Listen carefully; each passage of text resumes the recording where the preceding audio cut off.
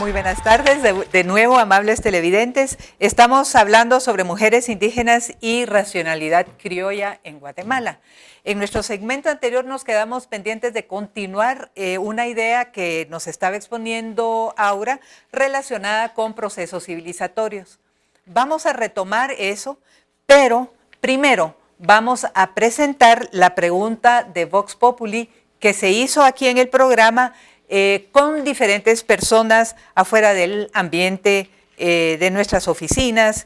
Y entonces la pregunta que se ha planteado es: ¿en qué trabajan las mujeres indígenas en Guatemala? Escuchemos qué nos dicen los guatemaltecos y las guatemaltecas sobre esta pregunta.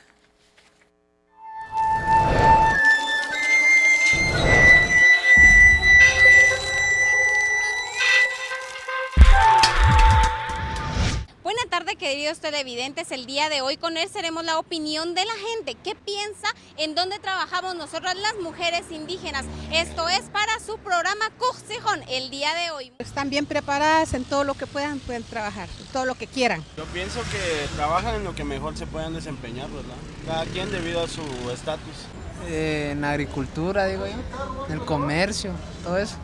Hay desde maestros, maestras, agricultoras, funcionarios. La mujer indígena, pues la mujer en general, la mujer indígena tiene inalcanzable su meta, pues, o sea, puede crecer a cualquier puesto que ella se quiera desempeñar. Como dije antes, no creo que se limite solo a un círculo, sino que sí siento que la mujer tiene la capacidad de hacer lo que ella desea, o sea, tanto como el hombre y la mujer tienen las mismas capacidades, no hay diferencia entre ambos. Por ejemplo, trabaja en cocina, trabaja en ama de casa, pues, y eso es lo que...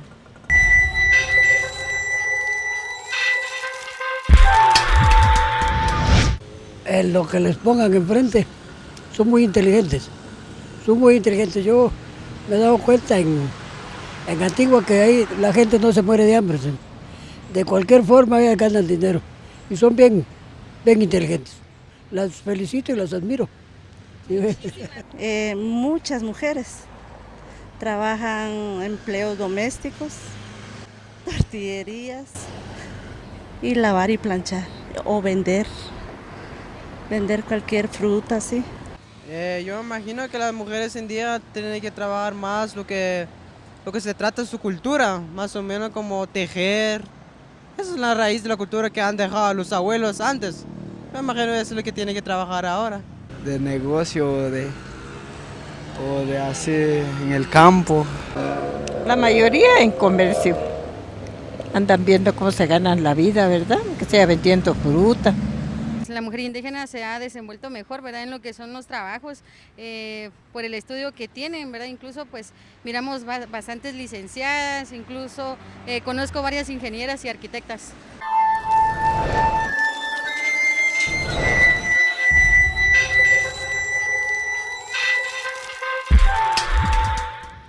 Muy bien, hemos entonces escuchado las opiniones de guatemaltecos y guatemaltecas, mayores y más jóvenes, y sus respuestas a la pregunta: ¿en qué trabajan las mujeres indígenas en Guatemala?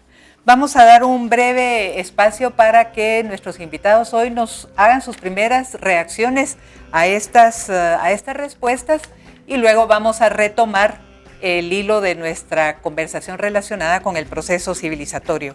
Pero esta pregunta se hacía tratando de ver cómo, digámoslo así, en el imaginario de los guatemaltecos se sitúa el trabajo de la mujer indígena el día de hoy. No sé quién tiene algunas ideas ya sobre qué les ha parecido o qué les ha evocado este grupo de respuestas.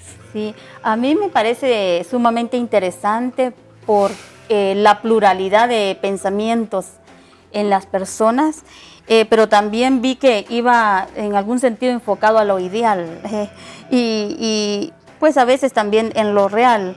Pareciera ser también que tantos años de lucha ha ido cambiando como la forma de pensar respecto a cuál será el lugar de las mujeres indígenas.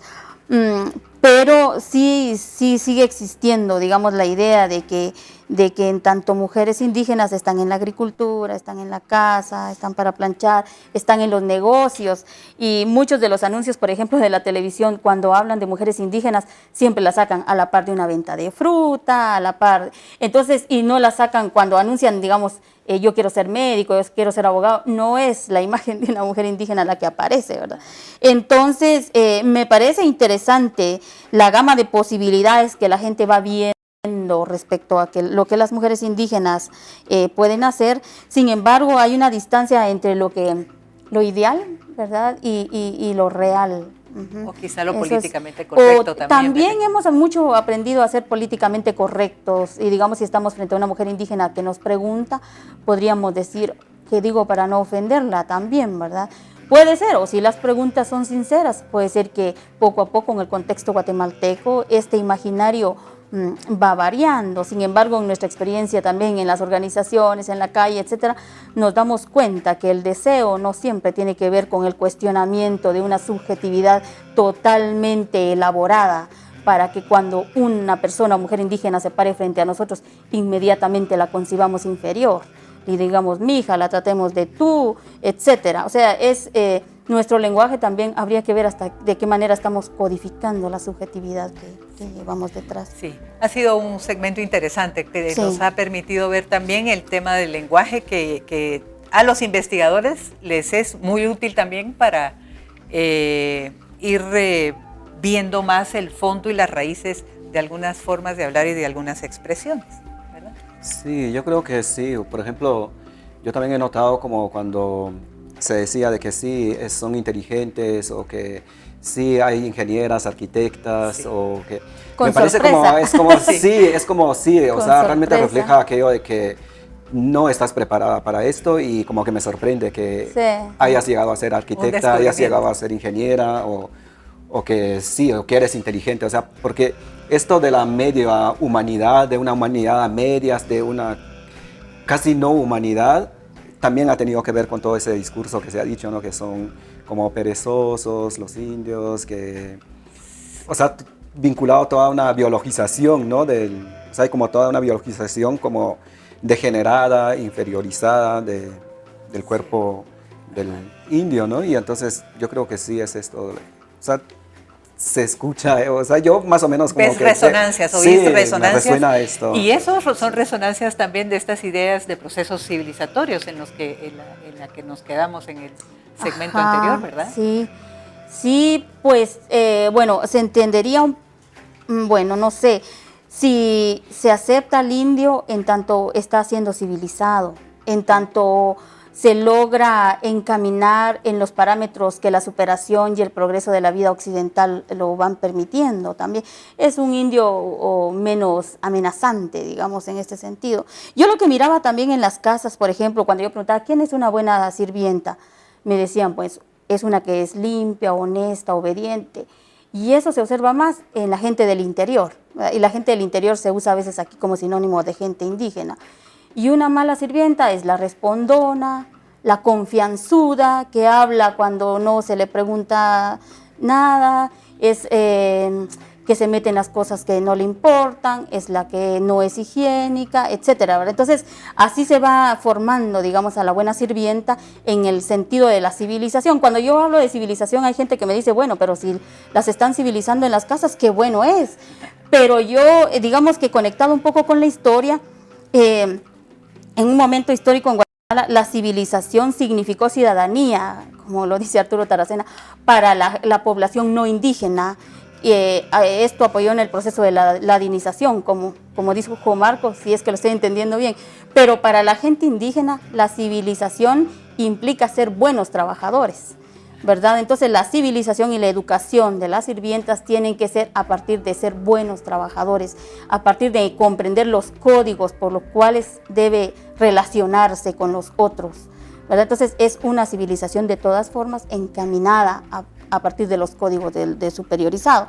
Sin embargo, como decía Marco, tampoco vamos aquí a caer en el proceso de que las sirvientas están aplastadas, porque dentro de las casas, así como son espacios de control, de lucha, también son espacios de resistencia, son espacios de hacer, y muchas mujeres dicen, yo he salido adelante con mis hijos por este trabajo, y también existe como, ahí sí que la suerte de encontrar patrones considerados, porque no es algo que se establezca, sino es algo que la casualidad permite hacer. Y por último, ya sé que se acortó el tiempo, yo quería hablar sobre el término sirvienta que estoy utilizando. Muchas de las trabajadoras de casa reivindican el término trabajadora de casa particular, trabajadora del hogar, y en algunos casos empleada doméstica, está en discusión, pero no utilizan para sí el término sirvienta. Entonces, cuando yo lo utilizo, pareciera ser que estoy irrespetando sus luchas. Sin embargo, cuando se observa el contenido, el trato, la forma en que se piensa a esta trabajadora, es en términos de servidumbre. Entonces, por eso yo quito y digo, mientras exista esto, yo nombraré como sirvienta, como término analítico, lo que ellas están criticando como una identidad para sí, ¿verdad? Igual como lo indio. Igual que es, digamos, equivalente a tu uso de las indias, en tu sí, observación, o sea, de lo sucedido con el rapto de indias. Sí, o sea, tiene que ver con eso, de cómo son como conducidas a estas casas y a partir de esas casas, porque, o sea, de hecho son conducidas en otros casos, como en otras sociedades también y en otras culturas. O sea, esto de las nodrizas fue como algo que no, o sea, que sí hubo también en otras culturas y en otras sociedades y en otras épocas y tal. Pero muchas, por ejemplo, también más o menos como, sí, en el siglo XVIII había también, leí un estudio sobre nodrizas vascas, ¿no? En el País Vasco. Y entonces es como que ellas en realidad eran como llamadas nodrizas mercenarias, porque ellas en realidad sí, la leche que tenían era como una mercancía para ellas. La vendían ya sea porque se les murió el hijo, porque buscan otras nodrizas para pagarles algo y luego ellas como irse a otras casas. Pero en este caso, por ejemplo, en Jocotenango es que eran raptadas porque también, o sea, había un control ahí de la madre, de la higiene, o sea, que no iba a confiar a su hijo, no era conducido el infante hacia la casa, hacia la choza de la India, sino ella era raptada, sí, porque de esa manera también se le controlaba la higiene, se le desconfiaba por si no le iba a dar totalmente la leche al infante. Entonces son estos también como espacios como de control, de higienización, Muy bien. Tenemos que ir de nuevo a corte.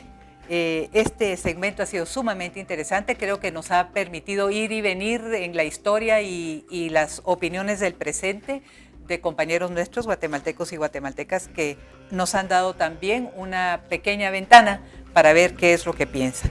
También nos ha permitido ver cómo es que o fortalecer más nuestro entendimiento de cómo se han construido estas figuras, el de la sirvienta y el de la india nodriza, que tiene muchísimas otras cosas que quisiéramos hablar.